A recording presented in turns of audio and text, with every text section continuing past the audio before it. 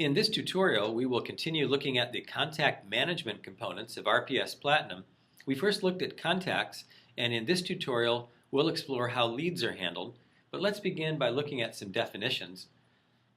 Contacts are people that you know really through any kind of connection. They could be family or friends or past clients, even people who have a role in your transactions, like escrow officers, lenders, contractors, etc. But the key is this second point here. They're people not actively interested in services directly at this point.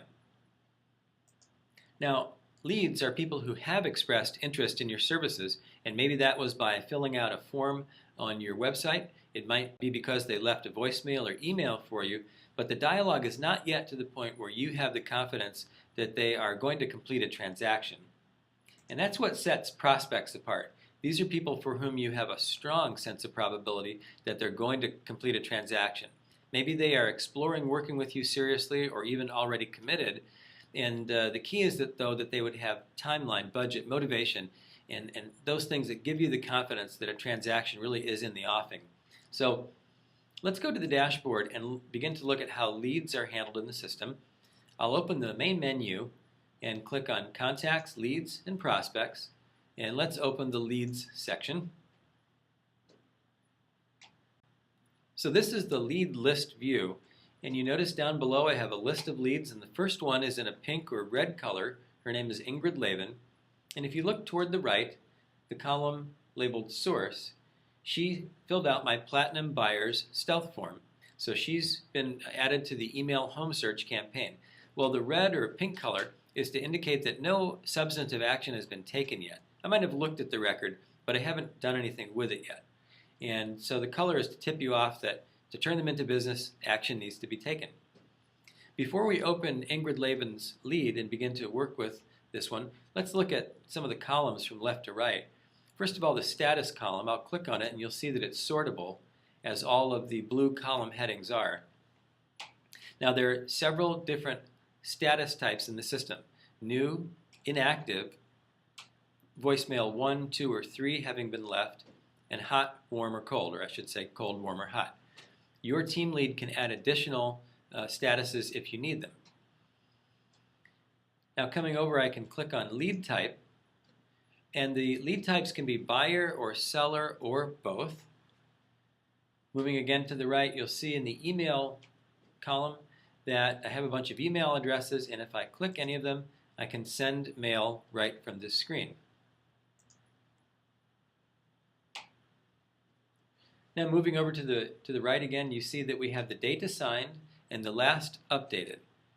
The last updated column basically indicates an action that you took. It doesn't include automated drip email. The system under last updated is just looking to see if you changed some contact information or made a note or changed the lead status. So you can see what you've done. Finally, as we looked at, you have the source. Well, let's click on Ingrid Lavin's name and open her lead record. And now we're in the lead detail screen. Up at the top left, you see I have the lead list where we just were, and over to the right, I have the IDX activity tab, and we'll come to that and look at the properties that Ingrid has looked at. Just below, I have the green reassign button. I could reassign this to another agent if need be. This record was created today, March 11, also assigned today to me, so her age is 0 days in the system as the lead has just come in.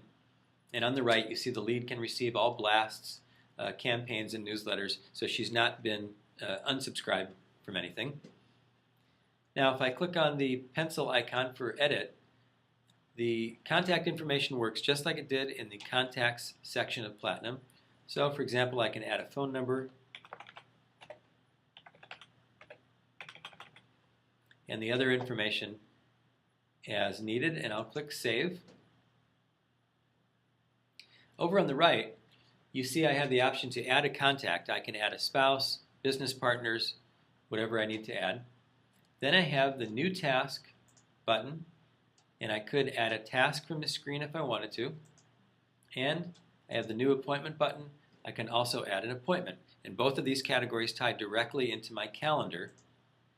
And you see at the top of the screen, I can always open my calendar and take a look at all of my activities on behalf of contacts, leads, and prospects. The calendar tutorial is separate from this one. I invite you to look at that. And the calendar also opens separately from any other RealPro Systems screens. You can keep it down in your tray and open it when you need to, but we'll cover that in another tutorial. Now scrolling down a little bit, you see here the lead status. New, inactive, left voicemails 1, 2, 3, and then cold, warm, or hot. In order to change the lead from the pink status out of the pink status, I need to update what the status is. So let's say that I left a voicemail.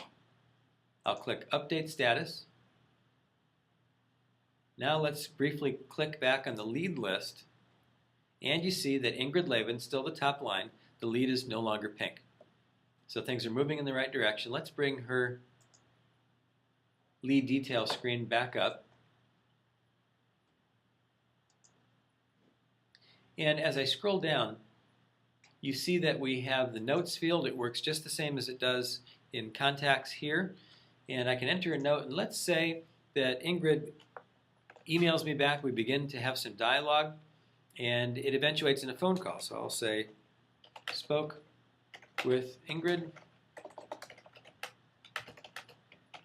She seems interested in South Eugene property. Now I don't know yet the level of her interest, but I'll just enter the note. And as a reminder, notes, once they're entered, can neither be edited nor deleted. Now down below that we have the tasks and appointments window, and I can again add tasks and appointments that tie to my calendar as need be. And scrolling down again, I can look at my campaign and form history. Let's look down at form history in the lower right, and you see that Ingrid signed up on the Platinum Buyers form, and I'll click View Details, and this will remind me of what she filled out when she filled out the form. So she's looking at homes between $200,000 and $400,000, minimum bedrooms 3, minimum bathrooms 2, etc. So you can look up what your lead was interested in. Above that you have the campaign history, and in this case she's received so far just the welcome letter as she just came into the system today. Over on the left I'll click the Load Campaign and Group Info, and you see in the top line that she is part of the email home search campaign, which of course goes with the Stealth Buyers form. And if I wanted to remove her, I could. The logic here is basically that RealPro Systems drip email campaigns are designed to generate dialogue, to get the conversation going. You may want to take someone out of a campaign once the dialogue is underway, and particularly if you're showing homes and that kind of thing. Now, you can also add your leads to other campaigns. I wouldn't want this lead in my CMA campaign or my general follow-up since she's in the email home search, but you can also write custom campaigns, and if any of them are germane for a given lead, you could add a person in. Now down below, every person who signs a form on your website and therefore joins a campaign is also added to your newsletter recipients group. This is important because the person may not buy a home during the time of the campaign. We know of many stories of people who have been on a campaign, even the year-long CMA or email home search campaigns, and not bought a house or sold a house within that time. And yet, because they continued to get the monthly newsletter from an agent, they felt like they were being kept in touch with, they valued that, and sometime after that year expired, a transaction still came about. Now, the person can choose to unsubscribe from the newsletter group, and then in this case, you could click the Remove button over on the right. Now, I have other groups loaded here, Chondro Interest Group and First Time Home Buyers. If you wanted to send mail to groups and to include this lead into a group, you can add them here. Maybe they're interested in condos, and you can send them your regular condo updates or what have you. Well, let's move back up. And let's take a look at the IDX activity for Ingrid Levin. I'll click that. Now, the default setting is 2 views of a property. And you see over on the right the little red house indicating where she's clicked, and I can click on that house to bring up the detail. The default is 2 views, You can widen it out to 3, 5, 10, or 15, at least that many views. Let's click on one. Properties clicked on at least once. So you see the top home she clicked on 3 times, indicating strong interest. A couple of other homes once each. So the IDX Activity tab is a powerful way to track the interests of your leads. Now, back in the lead detail screen, let's say that I've met with Ingrid and I realize that she's very serious about buying a home. She has her financing in order and her motivation is very strong. Maybe she needs to move in within 3 months because she's going overseas, whatever it might be. I'll just enter a quick note. Met Ingrid.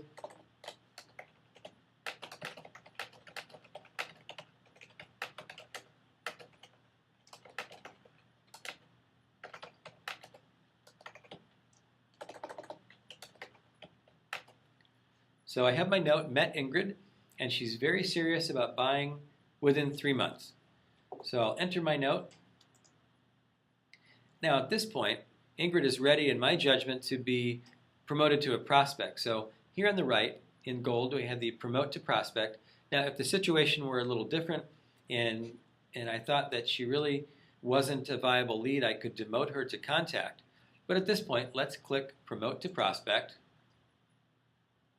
And when you do this, the person can be either a buyer or seller prospect. This was the lead type, and it will be a prospect type now. And I'm going to unclick the seller, because at this point I know that Ingrid's only a prospect for buying. In our next tutorial, we'll cover estimated close price and estimated date, how to handle the estimated probability, and what to do with people who are in an email campaign, a drip email campaign.